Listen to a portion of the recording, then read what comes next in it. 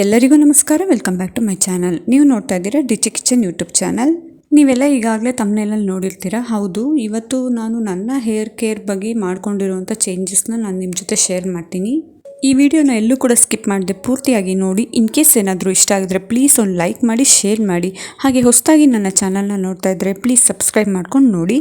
Guys, ನಾನೊಂದಷ್ಟು ಚೇಂಜಸ್ನ ಮಾಡ್ಕೊಂಡಿದ್ದೀನಿ ನನ್ನ hair care ಬಗ್ಗೆ. ನಾನು ಸ್ಟಾರ್ಟಿಂಗ್ ಯಾವುದನ್ನ ಬಳಸ್ತಿದ್ದೆ, ಇವಾಗ ಯಾವುದನ್ನ ಬಳಸ್ತೀನಿ ಅನ್ನೋದ್ರ ಬಗ್ಗೆ ನಾನು ಈ ವಿಡಿಯೋದಲ್ಲಿ ಪೂರ್ತಿಯಾಗಿ ನಿಮ್ಮ ಜೊತೆ ಶೇರ್ ಮಾಡ್ತೀನಿ. ಸ್ಟಾರ್ಟಿಂಗು ನಾನು ಹೇರ್ ಕೇರ್ಗೆ ನಾನು ಪ್ಯಾರಾಚೂಟ್ ಕೊಕೊನಟ್ ಆಯಿಲ್ ಬಳಸ್ತಾ ಇದ್ದೆ, ಮತ್ತು ಹೇರ್ ವಾಶ್ಗೆ ನಾನು ಕ್ಲಿನಿಕ್ ಪ್ಲಸ್ ಶಾಂಪು ಬಳಸ್ತಾ ಇದ್ದೆ. ಆ ವಿಷಯನ ನಾನು ನಿಮ್ಮ ಜೊತೆ ಶೇರ್ ಮಾಡಿದ್ದೆ. ನೀವೆಲ್ಲರೂ ಇನ್ನೂ ನನ್ನ ಚಾನಲ್ ನೋಡಿಲ್ಲ ಅಂದರೆ ಒಂದ್ಸತಿ ಹೋಗಿ ವಿಸಿಟ್ ಮಾಡ್ಬೋದು. ಆ್ಯಸ್ ಯೂಶುವಲ್ ವುಡನ್ ಕುಮ್ನೆ ಬಳಸೋದು, ಹಾಗೆ ನಾನು ಸ್ಯಾಟಿನ್ ಇರುವಂಥ ಒಂದು ರಿಬ್ಬನ್ನೇ ನಾನು ಬಳಸೋದು. ಆದರೆ ಇವಾಗ ಒಂದಷ್ಟು ಚೇಂಜಸ್ ಮಾಡ್ಕೊಂಡಿದ್ದೀನಿ. ಯಾಕೆ ಅಂತಂದರೆ ನಾನು 15 ಡೇಸ್ ಇಂದ ನನಗೂ ಕೂಡ ಸ್ವಲ್ಪ ಡ್ಯಾಂಡ್ರಫ್ ಜಾಸ್ತಿ ಆಗಿತ್ತು. ಸಮ್ಮರ್ ಅಲ್ವಾ, ಸ್ವಲ್ಪ ಡಸ್ಟ್ ಆಗಿ ಡ್ಯಾಂಡ್ರಫ್ ಜಾಸ್ತಿ ಆಗಿತ್ತು. ಹೇರ್ ಫಾಲ್ ಸ್ವಲ್ಪ ಜಾಸ್ತಿನೇ ಆಗ್ತಾಯಿತ್ತು. ಹಾಗಾಗಿ ಸ್ವಲ್ಪ ಚೇಂಜಸ್ ಮಾಡಿಕೊಂಡ್ರೆ ಏನಾದರೂ ರಿಸಲ್ಟ್ ನೋಡ್ಬೋದು, ಇಲ್ಲ ಡಿಫ್ರೆನ್ಸ್ ಕಾಣಿಸ್ಬೋದು ಅಂತ ಅಂದ್ಬಿಟ್ಟು ಅದನ್ನೇ ಫಾಲೋ ಮಾಡ್ತಾ ಇದ್ದೀನಿ ಇವಾಗ. ನಾನು ಮುಂಚೆ ಬಳಸ್ತಾ ಇದ್ದಿದ್ದು ಪ್ಯಾರಾಚೂಟ್ ಕೊಕೊನಟ್ ಆಯಿಲು. ಇವಾಗ ಪ್ಯಾರಾಚೂಟ್ದೇ ನಾನು ಇವಾಗ ರೋಸ್ಮೆರಿ ಆಯಿಲ್ನ ಬಳಸ್ತಾ ಇದ್ದೀನಿ. ಆಲ್ರೆಡಿ ಇಷ್ಟು ಖಾಲಿ ಆಗಿದೆ, ನೀವು ನೋಡ್ತಾ ಇರ್ಬೋದು. ನಾನು ಇದನ್ನು ಬಳಸೋಕ್ಕೆ ಶುರು ಮಾಡಿದಾಗಲಿಂದ ಸ್ವಲ್ಪ ನನ್ನ ಹೇರು ನನಗೆ ಡಿಫ್ರೆನ್ಸ್ ಗೊತ್ತಾಗ್ತಾ ಇದೆ. ನಾನು ಯಾವುದೇ ರೀತಿ ಪ್ರಮೋಷನ್ ಮಾಡ್ತಾ ಇಲ್ಲ, ಬಟ್ ಜೆನ್ಯೂನ್ ರಿವ್ಯೂ ನಾನು ಯೂಸ್ ಮಾಡ್ತಾ ಇರೋದನ್ನ ನಾನು ನಿಮ್ಮ ಜೊತೆ ಶೇರ್ ಮಾಡ್ತೀನಿ, ನಿಮಗೂ ಯೂಸ್ಫುಲ್ ಆಗ್ಬೋದು ಅಂತ ಅಂದ್ಬಿಟ್ಟು. ನಾನು ಈ ಪ್ಯಾರಾಚೂಟ್ ರೋಸ್ಮೆರಿ ಆಯಿಲ್ನ ಯೂಸ್ ಮಾಡಿದಾಗಲಿಂದ ಸ್ವಲ್ಪ ನಾನು ಡಿಫ್ರೆನ್ಸ್ ಕಾಣ್ತಾ ಇದ್ದೀನಿ. ಇದನ್ನೇ ಫಾಲೋ ಮಾಡ್ತಾ ಇರೋದು. ನಾನು 2 ಡೇಸ್ ಒಂದ್ಸತಿ ಇದನ್ನ ಅಪ್ಲೈ ಮಾಡಿ ಮಸಾಜ್ ಮಾಡಿ ಅದಾದಮೇಲೆ ಹೇರ್ ವಾಶ್ ಮಾಡ್ತೀನಿ ನಾನು. ನನಗೆ ಇದನ್ನು ಯೂಸ್ ಮಾಡೋದ್ರಿಂದ ಸ್ವಲ್ಪ ಡ್ಯಾಂಡ್ರಫ್ ಸ್ವಲ್ಪ ರೆಡ್ಯೂಸ್ ಆಗ್ತಾ ಬರ್ತಾ ಇದೆ ಅಂತ ಅನಿಸ್ತಾ ಇದೆ. ಹಾಗೆ ಸ್ವಲ್ಪ ಹೇರ್ ಗ್ರೋತ್ ಕೂಡ ನನಗೆ ಡಿಫ್ರೆನ್ಸ್ ಕಾಣ್ತಾ ಇದೆ. ಸ್ವಲ್ಪ ತಿಕ್ಕಾಗಿ ಮತ್ತು ನಂದು ಸ್ವಲ್ಪ ಸಾಫ್ಟ್ ಆಗಿತ್ತು, ಅದು ರಫ್ ಆ್ಯಂಡ್ ಟಫ್ ಆಗಿ ಚೆನ್ನಾಗಿ ಬೆಳೀತಾ ಇದೆ ದಪ್ಪವಾಗಿ ಅಂತ ನನಗೆ ಫೀಲ್ ಆಗ್ತಿದೆ. ಜೊತೆಗೆ ನಾನು ಕ್ಲಿನಿಕ್ ಪ್ಲಸ್ ಶಾಂಪೂನ ಬಳಸ್ತಾ ಇದ್ದೆ. ತುಂಬ ಚೆನ್ನಾಗಿ ರಿಸಲ್ಟ್ ಕೊಟ್ಟಿತ್ತು. ಆದರೆ ಸ್ವಲ್ಪ ಡ್ಯಾಂಡ್ರಫ್ ನನಗೆ ಬರ್ತಾ ಇರೋ ಕಾರಣದಿಂದ ಸ್ವಲ್ಪ ಚೇಂಜಸ್ ಮಾಡೋಣ, ಅದು ಚೆನ್ನಾಗಿರುತ್ತಾ ಟ್ರೈ ಮಾಡೋಣ ಅಂತ ಅಂದ್ಬಿಟ್ಟು ಟ್ರೈ ಮಾಡ್ತಾ ಇದ್ದೀನಿ. ಚಿಕ್ ಶಾಂಪು ಬಳಸ್ತಾ ಇದ್ದೀನಿ. ಇದು ಬ್ಲ್ಯಾಕಲ್ಲಿ ಬರುತ್ತೆ. ಈ ಚಿಕ್ ಶಾಂಪೂನ ಬಳಸ್ತಾ ಇರೋದ್ರಿಂದ ಸ್ವಲ್ಪ ನನಗೂ ಕೂಡ ಡಿಫ್ರೆನ್ಸ್ ಕಾಣಿಸ್ತಾ ಇದೆ. ನಾನು ಇದನ್ನೇ ಫಾಲೋ ಮಾಡೋಣ ಅಂತ ಡಿಸೈಡ್ ಮಾಡಿದ್ದೀನಿ. ನೋಡೋಣ, 15 ಡೇಸಲ್ಲಿ ಯಾವುದು ಕೂಡ ರಿಸಲ್ಟ್ ಗೊತ್ತಾಗಲ್ಲ, ನಮಗೆ ಜೆನ್ಯೂನ್ ರಿಸಲ್ಟ್ ಗೊತ್ತಾಗಲ್ಲ. ಅಟ್ಲೀಸ್ಟ್ ಒಂದು 2 ಮಂತ್ಸ್ ಆದರೂ ಯೂಸ್ ಮಾಡಬೇಕು. ನಾನು 2 ಮಂತ್ಸ್ ಆದರೂ ಇದನ್ನೇ ಫಾಲೋ ಮಾಡೋಣ ಅಂತ ಡಿಸೈಡ್ ಮಾಡಿ ಇವಾಗ ಎಲ್ಲ ಚೇಂಜ್ ಮಾಡಿದ್ದೀನಿ. ಅದಾದಮೇಲೆ ನಾನು ಯಾವುದೇ ಎಲಾಸ್ಟಿಕ್ ರಿಬ್ಬನ್ ಆಗಲಿ ಬೇರೆ ಬೇರೆ ರಿಬ್ಬನ್ಸ್ಗಳಾಗಲಿ ಯೂಸ್ ಮಾಡಲ್ಲ. ಸ್ಯಾಟಿನ್ ಇರುವಂಥ ಒಂದು ರಿಬ್ಬನ್ನೇ ನಾನು ಯೂಸ್ ಮಾಡೋದು. ಸ್ಯಾಟಿನ್ ರಿಬ್ಬನ್ನ ತುಂಬ ಚೆನ್ನಾಗಿ ಅದು ಹೇರ್ ಫಾಲ್ ಕಂಟ್ರೋಲ್ ಮಾಡುತ್ತೆ. ನೈಟ್ ಬ್ರೈಡ್ ಮಾಡ್ಕೊಂಡು ನಾನು ಅದನ್ನೇ ಯೂಸ್ ಮಾಡೋದು.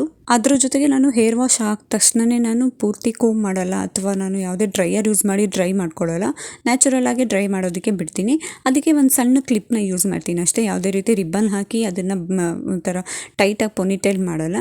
ಒಂದು ಸಣ್ಣ ಕ್ಲಿಪ್ನ ಯೂಸ್ ಮಾಡಿಕೊಂಡು ಡ್ರೈ ಮಾಡ್ಕೊಳ್ತೀನಿ. ಅದಾದಮೇಲೆ ನಾನು ವುಡನ್ ಕೋಮ್ನ ಯೂಸ್ ಮಾಡೋದು. ಇದನ್ನು ಕೂಡ ನಾನು ಸುಮಾರು ಒಂದು 4 ವರ್ಷದ ಹಿಂದೆಯೇ ನಾನು ಆನ್ಲೈನಲ್ಲಿ ತರಿಸಿದ್ದೆ. ತುಂಬ ಚೆನ್ನಾಗಿದೆ ಪ್ರಾಡಕ್ಟ್ ಮಾತ್ರ. ವುಡನ್ ಕೋಂಬು ಸುಮಾರು ಕಾಂಬೋ ಆಫರಲ್ಲಿ ನಾನು ತರಿಸ್ಕೊಂಡಿದ್ದೆ. ಒಂದು 3-4 ಇತ್ತು. ನಾನು ಇದನ್ನೇ ಯೂಸ್ ಮಾಡ್ತಾ ಇರೋದು ಇವಾಗ. ಯಾವುದೇ ರೀತಿ ಪ್ಲಾಸ್ಟಿಕ್ ಕೋಮ್ನ ನಾನು ಯೂಸ್ ಮಾಡ್ತಾ ಇಲ್ಲ. ಇದಿಷ್ಟೇ ನಾನು ನನ್ನ ಹೇರ್ ಕೇರ್ನ ನಾನು ಮಾಡ್ಕೊಳ್ಳೋದು. ಇದ್ರಿಷ್ಟರಿಂದನೇ ನಾನು ಹೇರ್ ಆಯಿಲ್ ಮಾಡ್ತೀನಿ, ಶಾಂಪು ಮಾಡ್ತೀನಿ. ಅದಾದಮೇಲೆ ಡ್ರೈ ಮಾಡಿಕೊಂಡು ನೀಟಾಗಿ ವುಡನ್ ಕೋಮಲ್ಲಿ ಕೋಮ್ ಮಾಡಿಬಿಟ್ಟು ಬ್ರೈಡ್ ಮಾಡ್ತೀನಿ. ಇದ್ರ ಜೊತೆಗೆ ನಾನು ಯಾವುದೇ ರೀತಿ ಹೇರ್ ಡ್ರೈಯರ್ ಬಳಸಲ್ಲ, ಹೇರ್ ಸ್ಟ್ರೈಟ್ನರ್ ಬಳಸಲ್ಲ, ಕರ್ಲರು ಯೂಸ್ ಮಾಡಲ್ಲ. ಇದನ್ನು ಬಿಟ್ಟು ನಾನು ಹೇರ್ ಪ್ಯಾಕ್ ಮಾಡ್ಕೊಳ್ಬೇಕು ಅಂತಂದರೆ ಆ್ಯಸ್ ಯೂಶುವಲ್ ಅಗಸೆ ಬೀಜದ್ದು ಮತ್ತು ಮೆಂತ್ಯ ಕಾಳದ್ದು ಹೇರ್ ಪ್ಯಾಕ್ ನಾನು ಮಾಡ್ಕೊಳ್ತೀನಿ.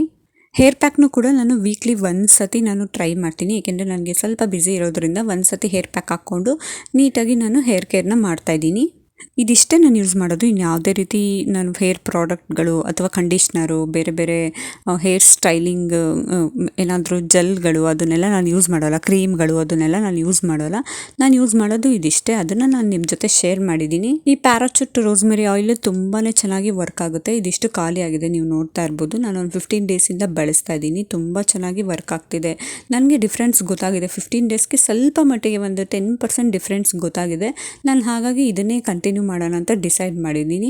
ಅದ್ರ ಜೊತೆಗೆ ಶಾಂಪೂನು ಕೂಡ ನಾನು ಕ್ಲಿನಿಕ್ ಪ್ಲಸ್ನ ಸ್ವಲ್ಪ ಅದನ್ನು ಚೇಂಜ್ ಮಾಡಿದ್ದೀನಿ. ಚಿಕ್ ಶಾಂಪು ಬಳಸೋಣ ಅಂತ ಅಂದ್ಬಿಟ್ಟು ಬಳಸ್ತಾ ಇದ್ದೀನಿ. ಇದು ಕೂಡ ಸ್ವಲ್ಪ ಡಿಫ್ರೆನ್ಸ್ ಚೆನ್ನಾಗಿದೆ. ಇದನ್ನೇ ಒಂದು 2 to 3 ಮಂತ್ಸ್ ನಾನು ಫಾಲೋ ಮಾಡೋಣ, ಏನಾದರೂ ರಿಸಲ್ಟ್ ಗೊತ್ತಾಗುತ್ತೆ, ಜೆನ್ಯೂನ್ ರಿಸಲ್ಟ್ ಬರುತ್ತೆ ಅಂತ ಅಂದ್ಬಿಟ್ಟು ಇದನ್ನೇ ಫಾಲೋ ಮಾಡ್ತಾ ಇದ್ದೀನಿ ಇವಾಗ. ಅದ್ರ ಜೊತೆ ವುಡನ್ ಕೊಂಬ್ ಆ್ಯಸ್ ಯೂಶುವಲ್ ನಾನು ಹೇಳ್ದಂಗೆ ವುಡನ್ ಕೊಂಬನೇ ನಾನು ಯೂಸ್ ಮಾಡೋದು, ಬೇರೆ ಇನ್ಯಾವುದೂ ಯೂಸ್ ಮಾಡಲ್ಲ. ಅದು ವುಡನ್ ಕೊಂಬಲ್ಲಿ ಸ್ವಲ್ಪ ಸಣ್ಣ ಸಣ್ಣ ಹಲ್ಲುಗಳಿರುತ್ತಲ್ಲ ಅದನ್ನು ಯೂಸ್ ಮಾಡಲ್ಲ, ದಪ್ಪ ದಪ್ಪ ಹಲ್ಲಿರುತ್ತಲ್ಲ ಅದರಿಂದನೇ ಯೂಸ್ ಮಾಡೋದು. ತುಂಬ ಕೂದಲು ರೆಡ್ಯೂಸ್ ಅಂದರೆ ಹೇರ್ ಫಾಲ್ ಆಗಬಾರ್ದು ಅಂತಂದ್ಬಿಟ್ಟು, ನೀಟಾಗಿ ಸಿಕ್ಕೆಲ್ಲ ತೊಗೊಳ್ಬೋದು ಅಂತಂದ್ಬಿಟ್ಟು ನಾನು ಅದನ್ನೇ ಯೂಸ್ ಮಾಡ್ತಾ ಇರೋದು. ಅದ್ರ ಜೊತೆಗೆ ಸ್ಯಾಟಿನ್ ರಿಬ್ಬನ್ನ ಯೂಸ್ ಮಾಡ್ತಾ ಇದ್ದೀನಿ, ಮತ್ತು ಒಂದು ಸಣ್ಣ ಕ್ಲಿಪ್ನ ಯೂಸ್ ಮಾಡ್ತೀನಿ ಅಷ್ಟೇ. ಇನ್ಯಾವುದೇ ರೀತಿ ಬೇರೆ ಕ್ಲಿಪ್ಗಳಾಗಲಿ ಅಥವಾ ಬೇರೆ ರಬ್ಬರ್ ಬ್ಯಾಂಡ್ಗಳಾಗಲಿ ಹಾಕ್ಬಿಟ್ಟು ನಾನು ಚೆನ್ನಾಗಿ ಟೈಟಾಗಿ ಹಾಕ್ಬಿಟ್ಟು ಅದನ್ನ ಹೇರ್ ಫಾಲ್ ಮಾಡ್ಕೊಳ್ಳೋದಿಲ್ಲ. ಸಮ್ಮರ್ ಆಗಿರೋದ್ರಿಂದ ಸ್ವಲ್ಪ ವೆಟ್ ಆಗ್ತಾನೇ ಇರ್ತೀವಿ, ಹಾಗಾಗಿ ನಾನು 2 ಡೇಸ್ ಒಂದ್ಸತಿ ಹೇರ್ ವಾಶ್ನ ಮಾಡ್ತೀನಿ. ಹೇರ್ ವಾಶ್ ಮಾಡೋಕ್ಕೂ ಮುಂಚೆ ಒಂದು ಹಾಫ್ ಆನ್ ಅವರ್ ಮುಂಚೆ ನಾನು ಅಥವಾ ಹಾಫ್ ಆನ್ ಅವರ್ 1 ಅವರ್ ಮುಂಚೆ ನಾನು ಹೇರ್ಗೆ ಆಯಿಲ್ನ ಅಪ್ಲೈ ಮಾಡ್ತೀನಿ. ನಾನು ಯಾವುದೇ ರೀತಿ ಓವರ್ ನೈಟ್ ಹೇರ್ ಆಯಿಲ್ನ ಅಪ್ಲೈ ಮಾಡೋದು ಅಥವಾ 1 ಡೇ 2 ಡೇ ತನಕ ಹೇರ್ ಆಯಿಲ್ನ ಅಪ್ಲೈ ಮಾಡಿ ಬಿಟ್ಬಿಟ್ಟು ಅದಾದಮೇಲೆ ಹೇರ್ ವಾಶ್ ಮಾಡೋದಿಲ್ಲ.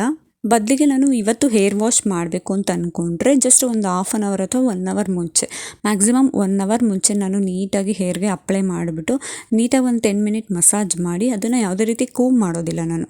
ಹಾಗೆ ಒಂದು ಪೊನಿ ಟೈಲ್ ಅಥವಾ ಏನಾದರೂ ಬನ್ ಥರ ನಾನು ಪ್ಯಾಕ್ ಮಾಡ್ತೀನಿ. ಹೇರ್ ಆಯಿಲ್ ಆದಮೇಲೆ ನಾವು ಕೂಮ್ ಮಾಡೋಕ್ಕಿಂತ ಹೇರ್ ಆಯಿಲ್ ಮುಂಚೆನೇ ನಾವು ಕೂಮ್ ಮಾಡ್ಕೊಂಬಿಟ್ಟು ಸಿಕ್ಕೆಲ್ಲ ನೀಟಾಗಿ ತೊಗೊಂಡು ಅದಾದಮೇಲೆ ನೀಟಾಗಿ ಹೇರ್ ಆಯಿಲ್ ಅಪ್ಲೈ ಮಾಡಿ ನೀಟಾಗಿ ಬಂದ್ ಮಾಡಿಕೊಂಡ್ರೆ ತುಂಬ ಚೆನ್ನಾಗಿ ಹೇರ್ ಫಾಲ್ ಕಮ್ಮಿ ಆಗುತ್ತೆ, ಡ್ಯಾಂಡ್ರಫ್ ಕೂಡ ಕಮ್ಮಿ ಆಗುತ್ತೆ.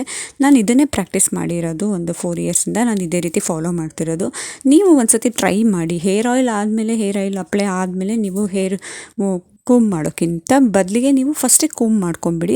ಅದಾದಮೇಲೆ ನೀಟಾಗಿ ಹೇರ್ ಆಯಿಲ್ನ ಅಪ್ಲೈ ಮಾಡಿ ಮಸಾಜ್ ಮಾಡಿಬಿಟ್ಟು ಪ್ಯಾಕ್ ಮಾಡ್ಕೊಂಡು ನೀಟಾಗಿ ಹೇರ್ ವಾಶ್ ಮಾಡ್ಕೊಳ್ಳಿ. ಇದರಿಂದ ಏನಾಗುತ್ತೆ ಅಂತಂದರೆ ಹೇರ್ ಫಾಲ್ ಕಮ್ಮಿ ಆಗುತ್ತೆ, ತುಂಬ ಚೆನ್ನಾಗಿ ಗ್ರೋತ್ ಆಗೋದಕ್ಕೆ ಸಹಾಯ ಮಾಡುತ್ತೆ. ಬುಡದಿಂದ ಹಿಡಿದು ಲೆಂತ್ ಎಲ್ಲಿ ತನಕ ಇರುತ್ತೆ ಅಲ್ಲಿ ತನಕನೂ ಚೆನ್ನಾಗಿ ಗ್ರೋತ್ ಆಗೋದಕ್ಕೆ ಸಹಾಯ ಮಾಡುತ್ತೆ.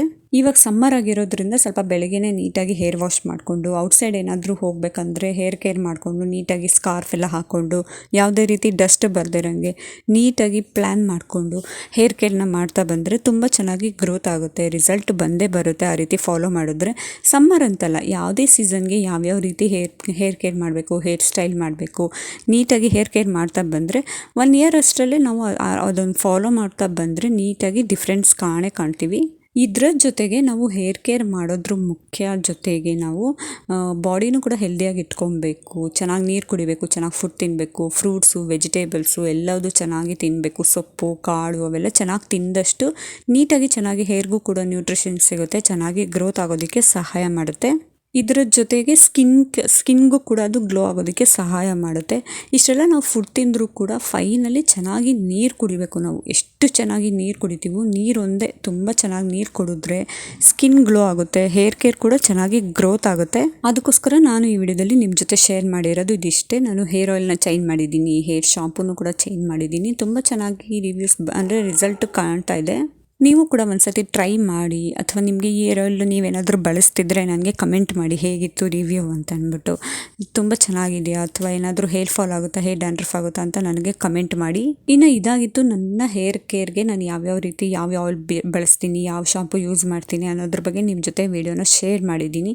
ಈ ವಿಡಿಯೋನ ಎಲ್ಲೂ ಕೂಡ ಸ್ಕಿಪ್ ಮಾಡಿದೆ, ಪೂರ್ತಿಯಾಗಿ ನೋಡಿ. ಇನ್ ಕೇಸ್ ಏನಾದರೂ ಇಷ್ಟ ಆಗಿದ್ರೆ ಪ್ಲೀಸ್ ಒಂದು ಲೈಕ್ ಮಾಡಿ, ಶೇರ್ ಮಾಡಿ. ಹಾಗೆ ಹೇಗಿತ್ತು ನಿಮ್ಮ ಅಭಿಪ್ರಾಯನ ಅಂತ ನನಗೆ ಕಮೆಂಟ್ ಮಾಡಿ. ನೆಕ್ಸ್ಟ್ ಟೈಮ್ ನಾನು ಯಾವ ವಿಡಿಯೋ ನಿಮ್ಮ ಜೊತೆ ಶೇರ್ ಮಾಡಬೇಕು ಅನ್ನೋದ್ರ ಬಗ್ಗೆನೂ ಕಮೆಂಟ್ ಮಾಡಿ. ನೆಕ್ಸ್ಟ್ ಟೈಮ್ ನಾನು ಅದನ್ನು ನಿಮ್ಮ ಜೊತೆ ಶೇರ್ ಮಾಡ್ತೀನಿ. ಹಾಗೆ ಇನ್ನೂ ಯಾರೆಲ್ಲ ನನ್ನ ಚಾನಲ್ನ ಸಬ್ಸ್ಕ್ರೈಬ್ ಮಾಡ್ಕೊಳ್ದೇನೆ ನೋಡ್ತಾ ಇದ್ದೀರಾ, ಪ್ಲೀಸ್ ಸಬ್ಸ್ಕ್ರೈಬ್ ಮಾಡ್ಕೊಂಡು ನೋಡಿ, ಪಕ್ಕದಲ್ಲಿರೋ ಬೆಲ್ ಐಕಾನ್ನ ಕ್ಲಿಕ್ ಮಾಡಿ. ಹಾಗೆ ನನ್ನ ಚಾನಲ್ಗೆ ಹೀಗೆ ನನಗೆ ಸಪೋರ್ಟ್ ಮಾಡ್ತಾಯಿರಿ. Thank you for watching. ಮುಂದಿನ ವಿಡಿಯೋದಲ್ಲಿ ಸಿಗ್ತೀನಿ.